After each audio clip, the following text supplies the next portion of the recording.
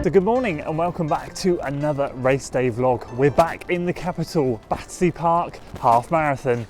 Didn't tell you about this one. So I had grand plans for today and maybe a potential PB attempt, but of course, just like Abingdon, we have another storm that has rolled in this weekend.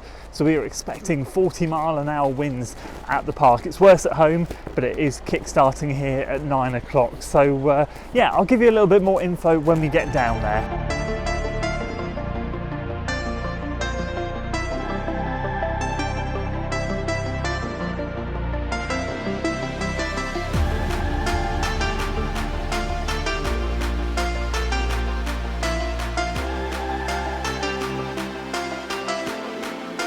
So I was hoping to rock up to this half marathon in a little bit better shape than I am, but nonetheless we're here to give it a good go today. So just like with Abingdon, 40-mile-an-hour winds. We've had a perfect week this week and you wake up today and Storm Bert has arrived. So as you guys know, some of you may know, I've been alluding to a third race before Christmas, and also I've alluded to in previous vlogs that this would be my backup marathon if Abingdon went wrong. Well, we're here doing the half marathon and this is that third race. And the purpose of this was to draw a line in the sand, start the block fresh next week, come here, do a race, see what shape we were in, see how close we could get to a PB and move on. As I said, we're not in that sort of shape that I'd hope we'd be, but we're still here to draw a line in the sand and start the block off right. And so I suppose I should talk about the course. How do I run a half marathon, or how do we run a half marathon in Battersea Park? Well, it's 5 laps and we're doing the full loop, so we're including the outer section as well. I've only ever run in a race that does the inner section, so it will be a first for me. We do a little out and back first, I believe, from checking the map. So we basically start on the athletics track, come out, take a left, run down anti-clockwise I think it is, do about a mile down there, spin, and then we go back and we do 5 loops clockwise I should say, and finish back on the athletics track.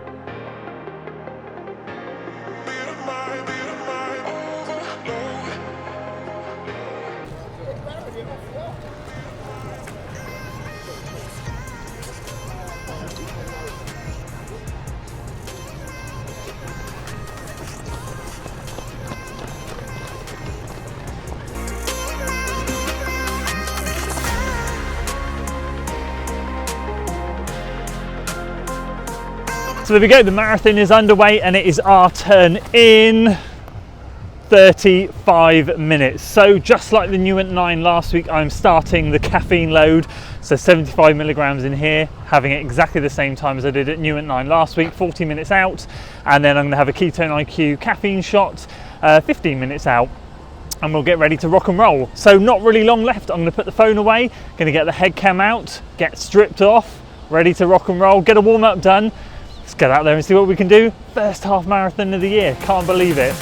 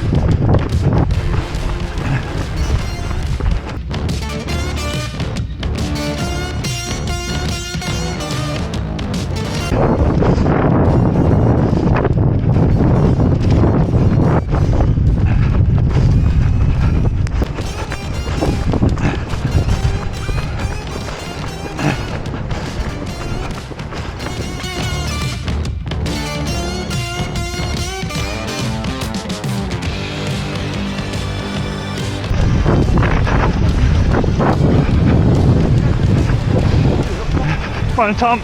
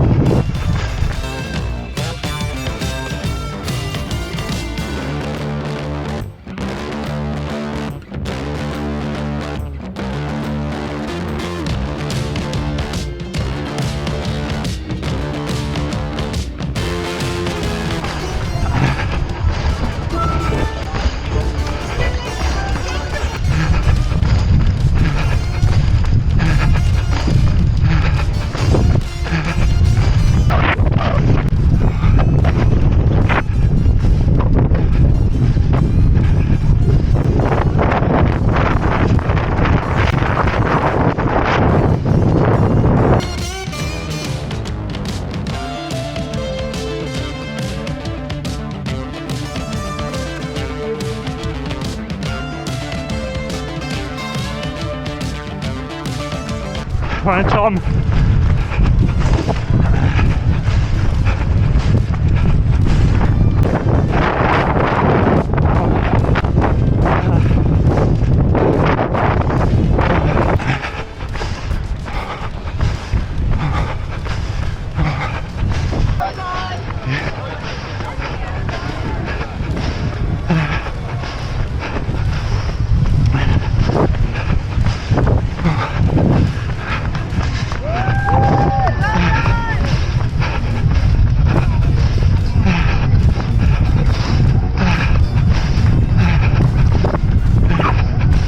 Come on, 1 minute.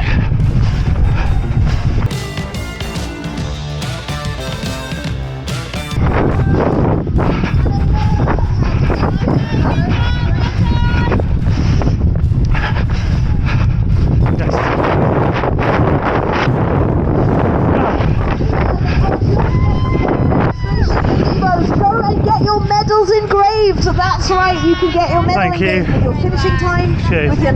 Sub 75. Apparently we ran not too far over half marathon, 13:08.18. Well, hello, that went all right, didn't it? That was pretty darn good. That is literally a minute slower than my PB. I did not think when that wind hit, and that wind was, do you know what, that wind was worse than Abingdon, I'm not even going to lie, because it was on most of the loop. It felt like, I thought it was just going to be on one part, it was on a lot of it. A lot of that was crazy. It was just a small reprieve every loop. Traffic was really busy, and still a minute off a PB. That went really well. So I'll give you a proper race debrief when I get home. I've got to get back to the bus station to get my bus, but the honest truth is I went out, that first mile was at PB pace, and I came in 59 seconds slower than a PB, which again I am extremely grateful for. I wanted to go for close to a PB if I'd have got back into training. The reality is I haven't. I've been really badly training over the last 5 weeks. Had a good race last weekend, but we all know when you stop training to the normal levels that you do, endurance is what goes first. So I had no idea that I'd be able to hold that pace for that long. Last 3 miles were a bit tough, but other than that, to be fair, managed to hold it for most of the way round and finish strong too. And so the storm rages on today. Let's get straight into a race recap. It's now Sunday. It was a crazy travel home yesterday, so I just thought I would park the post-race recording and do that today. Give you some thoughts. It was a really good race in the end. Really happy. Now, I knew going into this I'd run Battersea Park a few times. The 5k is perfect. 10k you start to pick up a bit of traffic. I knew a half marathon there'd be a lot of traffic, and I didn't mind for most of the loop. Like, I'd already told myself there will be traffic, and that's absolutely fine. You just take the wide path, which is why at the end I was surprised that I only ran 13.18 miles. I thought I would be way over, but I wasn't, because I had to swing wide on quite a lot of the corners and stay wide on quite a lot of the areas. Again, absolutely fine. I was prepared for that. I think the one area that wasn't okay was the middle out and back section. It was just a bit too tight. I do wonder, when we were driving home, I thought to myself, the bus was obviously taking me home, I thought, I wonder if they could do like an S shape through Battersea Park. So you kind of start, and as you start the loop and you come round the top, you kind of go down that middle section, but keep going out the other side, and then go round the outside of the park the other way, and then back through, and just do like S shapes. I did wonder if that would ease congestion in that middle section, because there were a couple of occasions, especially on loops 2 and 4, where I had to really almost go onto the other side where the runners were coming towards me, and there were 2 or 3 sections where I had to almost come to a standstill to wait for runners to pass so that I could go through. So that was the only downside. Otherwise, the rest of the traffic is absolutely fine. It's an open park. There are other people out there. You knew what you're signing up for, and that's not a problem at all. What surprised me was going off and feeling that 5:36 per mile in that first mile was okay.